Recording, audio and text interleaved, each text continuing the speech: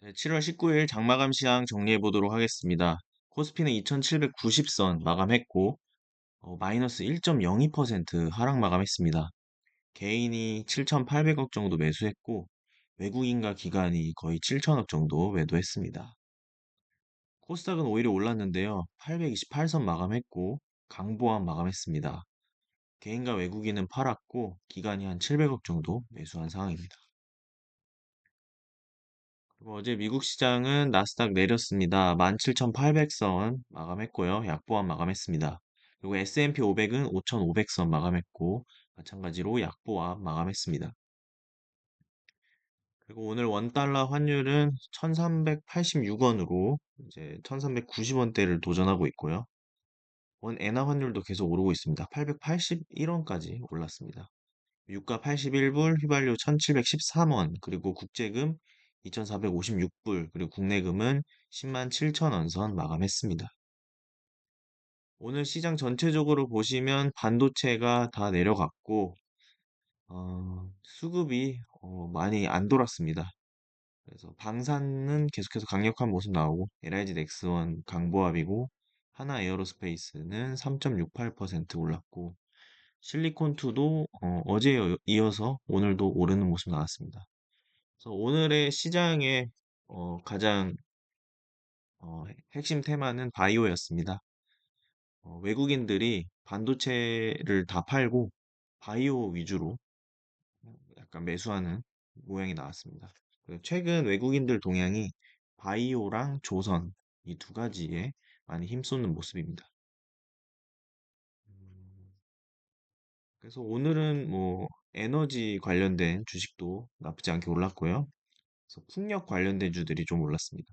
NS 컴퍼니 13%, CS 윈드 9.6%, SDN 8.3%, 그리고 지오릿 에너지 8%, 하나솔루션 3.7% 정도로 올랐고, 또 지역 난방공사는 또 5% 정도. 오늘 에너지 관련된 주들 트럼프 영향으로 좀 오른 것 같습니다.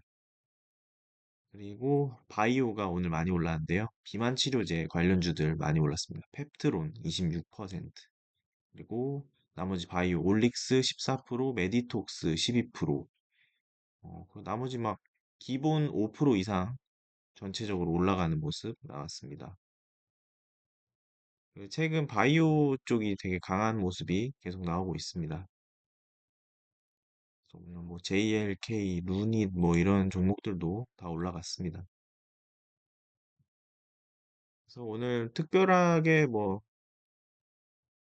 특별한 테마는 없었고 바이오 위주로 좀 상승이 나왔다라고 보시면 될 것 같습니다.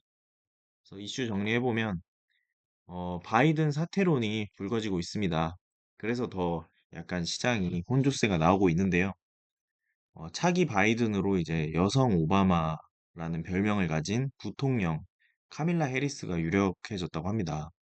그래서 트럼프 대세론이 흔들리면 또다시 또 누가 대통령 되나라는 또 불확실성이 나오기 때문에 미국 증시가 좀 하락한 부분이 있습니다.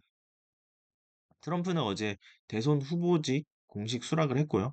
이제 민주당 진영에서 대선 후보를 뽑아야 되는데, 뭐 바이든이 계속 말실수를 하더니 이번엔 코로나 확진이 됐다고 해서 민주당에서 사퇴해야 된다라는 사퇴론이 아주 크게 확산이 돼서 아마 사퇴할 확률이 되게 높다고 합니다.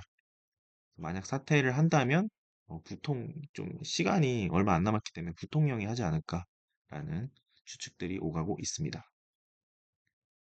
그리고 아까 말씀드렸던 트럼프가 뒤흔든 증시 외국인들은 반도체 팔고 바이오랑 조선 샀다 말했는데 대부분 바이오 샀습니다. 그래서 트럼프 말 수급 혼선 속에 외국인들은 반도체 차익 실현을 하고 신약 개발이나 저평가 바이오주들을 선호하고 있다고 합니다. 금리 인하도 앞두고 있기 때문에 바이오주 쪽에 약간 베팅을 하는 외국인들 모습 나오고 있는 상황입니다. 이제 시장 금리 하락에 금리 인하 멀어지나 이거 우리나라 이야기인데요. 주담대 금리 인상에도 가계대출 증가세가 유지되고 있고 어, 계속해서 이 아파트 를 살려는 수요가 막 계속 늘어나고 있는 상황입니다. 그래서 가상금리 인상은 현재 미봉책인 상황이고 그렇기 때문에 지금 금리 인하가 쉽지 않을 것이다 라는 의견도 나오고 있는 상황입니다. 다음으로 오늘은 뭐 그 SK 하이닉스하고 네이버의 이제 최수현 대표가 무슨 연설을 했었는데 최태원이 이제 젠슨왕을 만나고 왔죠. 근데 엔비디아가 3년 안에는 적수가 없다. 그리고 독점이 계속될 것이다. 라는 이야기도 했고요. 이것은 이제 거기서 질문이 나왔습니다. 엔비디아가 언제까지 이런 성장을 할까? 독점을 유지할까? 라는 질문에 현재 AI 시대는 19세기 골드러시 초기와 비슷하다. 그렇기 때문에 곡괭이를 파는 회사들이 되게 중요하다. 그래서 SK 하이닉스 또한 곡괭이를 파는 회사인데 일단 엔비디아의 기술을 따라가려면 너무 어렵다. 그리고 한 3년 정도 더 유지할 수 있다라고 했고요. 그래서 엔비디아가 또 계속 올라가고 있습니다, 다시. 하지만 트럼프가 계속 엔비디아 견제를 하고 있기 때문에 엔비디아와 트럼프의 관계, 이것도 좀 주목해 볼 사항입니다. 일단 엔비디아가 독보적이라는 건 누구도 뭐 반대할 수 없는 의견입니다.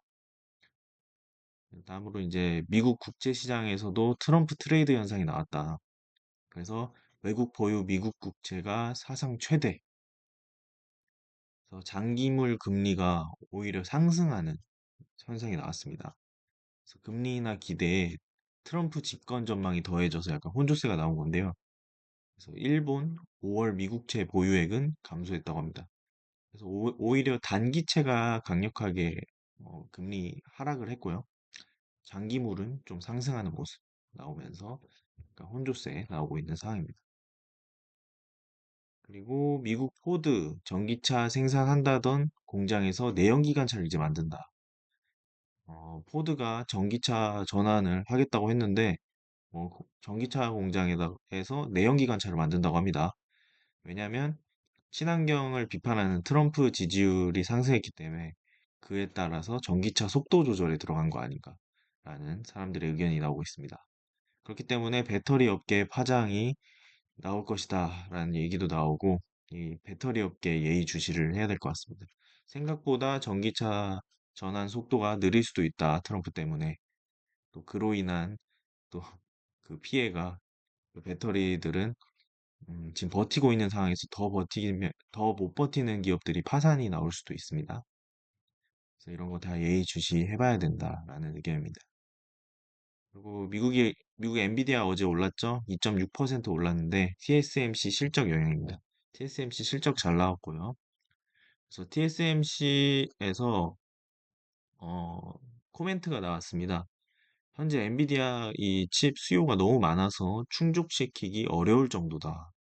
그리고 25년까지는 공급이 너무 제한적이어서 타이트한 상황이다.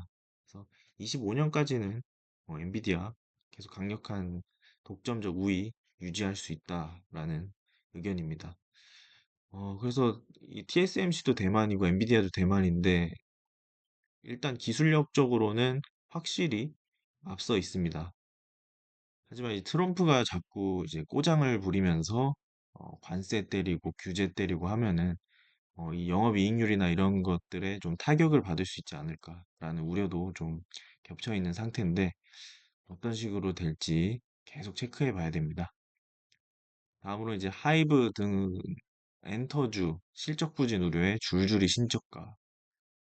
올해는 진짜 엔터주들이 너무 안 좋게 이제 주가가 흘러가고 있는데 2분기는 실적을 기대를 했었는데 2분기 또한 실적이 잘 안 나올 것이다라는 증권사 리포트들이 나오면서 줄줄이 신저가를 기록을 하고 있습니다. 그 이후로는 뭐 제작 비용과 또 뭐 JYP의 어떤 그룹들이 컴백 지연이 돼가지고 이런 것들 다 영향받아서 이번에 또 전체적으로 엔터주들이 실적이 잘 안 나올 것이다 라는 리포트들이 나왔습니다. 그래서 엔터주들 같은 경우 뭐 큰 이슈 이번에 총선도 있었고 전 세계적으로 뭐 선거도 하기 때문에 약간 영향을 받는다곤 하지만 최근 올해 들어서 엔터주들이 좀 많이 눌리고 있다. 보시면 될 것 같고, 또 11월에 미국 대선까지 있기 때문에 그런 거 다 해결되면은 또 엔터주들이 다시 반등할 수 있는 또 기회가 오지 않을까 생각이 듭니다.